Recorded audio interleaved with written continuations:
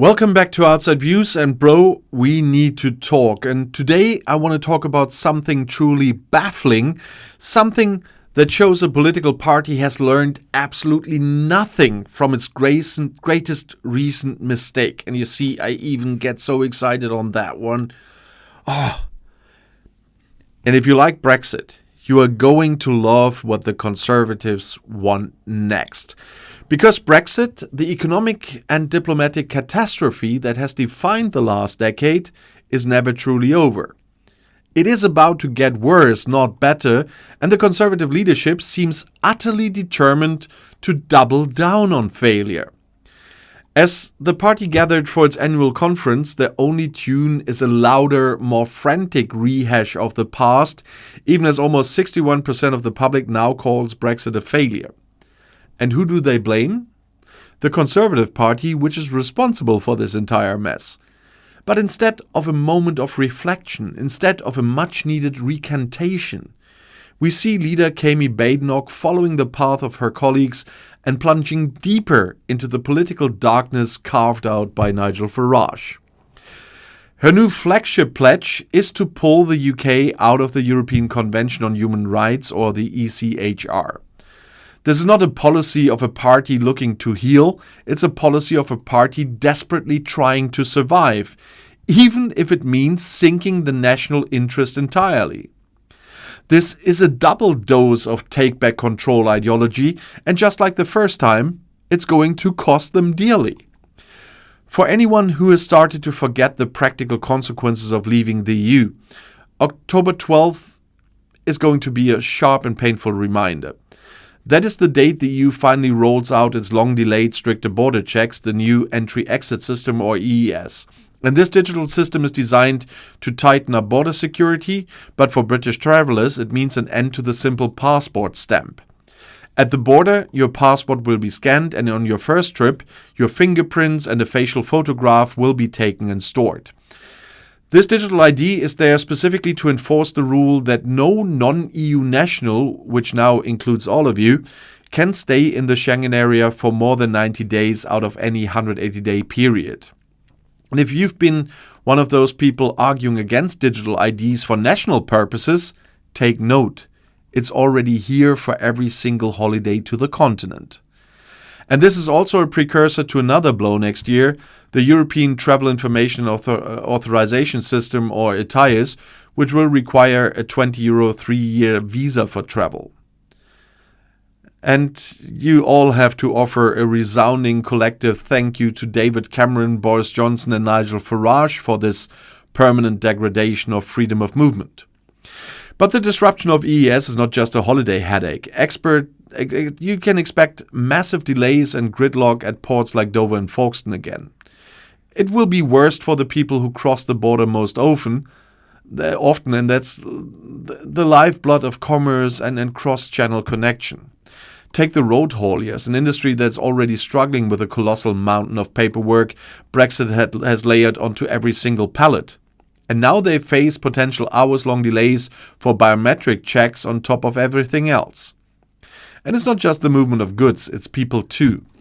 Coach operators who run European holidays or take children on school trips, excluding travel to Ireland and Cyprus, which are thankfully not in Schengen, are distraught.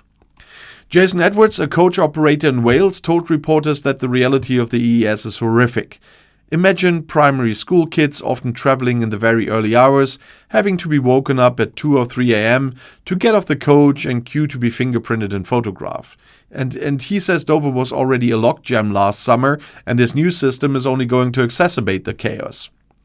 His company has 20 coaches and 70 drivers, 2 of whom travel to the continent every week on 14-day tours. They are now critically restricted by the arbitrary 90-day limit, a cap that destroys their business model. The industry is begging for the EU to offer a special workers' permit. But why should the EU make life easier for a country that shows it nothing but contempt? The effect of Brexit, as Mr. Edwards says, has simply stopped a lot of our growth potential. And beyond the movement of people and goods, the UK's single largest export category, services, is being severely restricted by the same time limit. John Springford from the Centre for European Reform highlights examples like Rolls-Royce, a company that doesn't just sell aircraft engines but services them, requiring engineers to constantly cross the channel. Consultants, accountants, UK events companies transporting orchestras and performers to European venues, they are all losing out massively to EU-based operators who face none of these restrictions. The economic damage of Brexit is clear and quantifiable, despite the fantasies and the politicians who deliver it. The Office for Budget Responsibility estimates that the volume of UK imports and exports will be ultimately 15% lower than if the UK had stayed in the EU. And that's staggering 15% loss in trade directly. That translates to a 4%. My English is leaving me. This translates to a 4% reduction in the long-term potential productivity of the UK economy. And you see that this really takes me all the time. Why so much self-harm could come to the people? I mean, this week I talked about a lot of the reasons and tried to bring at least some context into the whole thing. But these 4% reduction in the long-term productivity of the UK economy is the quantifiable cost of taking back control that they are already paying and they will continue to pay for years. And yet, the political class demanding another round of self-destruction now wants to take them out of the ECHR? Well, the rationale is to make it easier to deport foreign criminals and manage migration. But critics say the move will in fact hinder border control by destroying the basis for multilateral cooperation. And the immediate and devastating consequences of this new proposal are profound. It would be a deliberate step out of the club of 46 nations and into an alliance with countries like Putin's Russia and Lukashenko's Belarus, the only other European countries outside of the convention. Think about what that says to the world about the UK's commitment to the rule of law. And about the ECHR, there's a wonderful piece of video of Sir Patrick Stewart. I cannot even explain how ECHR came into force as good as he can. So if you've never seen that, take a look at Patrick Stewart and the ECHR. And now it's coming up again. And legal experts are sounding the alarm, and people should listen to them. Catherine Bernard, professor of European law at Cambridge, has warned that leaving the ECHR would eliminate any prospect of getting better trade deals, particularly for animal and plant trade. She believes that as trade falls, the price of food and other consumer goods would inevitably rise. But the potential catastrophe goes beyond economics. She, along with others, warns that the very foundations of the Good Friday Agreement could fall apart overnight, because the ECHR runs through the peace agreement as in a stick of rock, as one person put it. And Irish leaders like Simon Harris have been unequivocal. The ECHR is a fundamental safeguard in the Good Friday Agreement. It's a core part of the delicate balances in that agreement. The ECHR was integral to building trust in Northern Ireland after the Troubles, and ending its application would violate the terms of the agreement, no matter what domestic Bill of Rights is introduced to replace it. Leaving the ECHR would risk undermining the sensitive political relationships on which the peace process rests.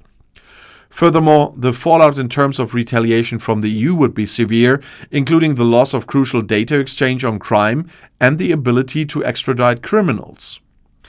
The Trade and Cooperation Agreement, the TCA, which with the EU, is baked into the ECHR, and the EU has been quite clear. Denunciation of the ECHR would be grounds for them to terminate the part of the TCA dealing with law enforcement and judicial cooperation. This is an act of diplomatic vandalism that would make the Brexit negotiations look like a polite conversation over tea. And where's the business community in all this? The silence is deafening and frankly shameful. The Institute of Directors and the CBI, which saw the writing on the wall too late during the referendum, have managed barely a murmur against the ECHR proposal. Their fear of ideological division among their members or of a right-wing consumer boycott is putting the entire country's stability at risk. It seems they are willing to pay the price if Farage's party ever gains power, but the rest of you should not have to pay it with them. The lack of basic knowledge in the Conservative leadership is also deeply troubling, showing a dangerous detachment from the consequences of their actions. Remember, in a recent interview, Conservative leader Kemi Badenoch mistakenly claimed that Northern Ireland voted to leave the European Union. Well, she was wrong. Northern Ireland voted by 56% to 44% in favor of staying in the EU in 2016. When pressed, she had corrected herself, weakly stating, Scotland voted to remain, a lot of people in Northern Ireland voted to remain, you're right, but Wales and England voted to leave, the UK as a whole voted to leave. This wasn't a minor slip. It betrays a worrying lack of understanding about the political complexities of the union she claims to defend. She then defended the post-Brexit Irish Sea border as trying to give Northern Ireland the best of both worlds, a statement utterly at odds with the reality of trade-hampering bureaucracy from her end that she still not getting. Northern Ireland got the best of both worlds, but we saw the Conservatives fighting over it, and we see some parties in Northern Ireland fighting over it. Anybody in Northern Ireland should be happy that they don't have to feel the consequences the rest of the UK does. The Tory leadership is looking over its shoulder at Reform UK, adopting their policies and in the process making themselves unelectable and irrelevant to the vast majority of people. And I'm saying this as a conservative politician myself. Not in the UK, though. Ms. Badenoch said her party is under new leadership and shouldn't be scrutinized for what the last government did, but her party's decision to pursue ECHR withdrawal, that shows they are simply the continuation of the same self-destructive project. She also doubled down on defending the widely criticized and opposed Troubles Legacy Act, arguing it was necessary to protect veterans. This is a piece of legislation that was strongly opposed by all political parties in Northern Ireland and many victims groups for including a conditional amnesty. Labour, on the other hand, has found its voice, now committed to repealing and replacing the Legacy Act in agreement with the Irish government. They need to now challenge the right on the ECHR with the same conviction, because leaving the ECHR would be a terrible reprise to the crippling economic and political damage of Brexit. And I personally believe that this is not an act of strength, but an act of utter desperation, a desperate attempt to find an ideological purity test to stem the flow of voters to the far right. The Tories claim the move is necessary to protect their borders, their veterans and the citizens, but what they are actually protecting is a narrow, doomed ideological position. This path is reckless, it's short-sighted, and threatens to further isolate the UK on the world stage, destroying a key platform for cooperation with 46 other European states on critical issues like climate change, cybercrime and human trafficking.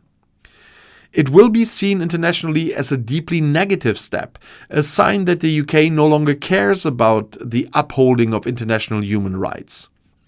Leaving the ECHR is simply Brexit's bitter sequel, and it promises to be even more painful than the original. It will imperil peace, raise food prices, damage trade cooperation, and turn the UK into an international pariah. And if you think that sounds like a great idea, then you must have loved what Brexit has done to all of you. And my personal view is that this must be resisted at all costs, and the Labour Party needs to step up now and make this their defining stand against the madness. The hauliers know it, the service providers know it, and every person who travels to Europe is about to feel it on October 12th. The price of this continuous ideological obsession is simply too high. So thank you for watching, and I'm really interested in your comments about this, but once again, I know this is a contentious topic. Stay civil.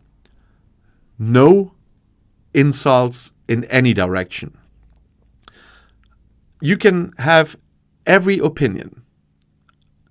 You can discuss freely. But as soon as there are flying insults around, they will be gone. And if you want to see another video right now, the next one is right here in the end screen. I'll see you there. I'll be back.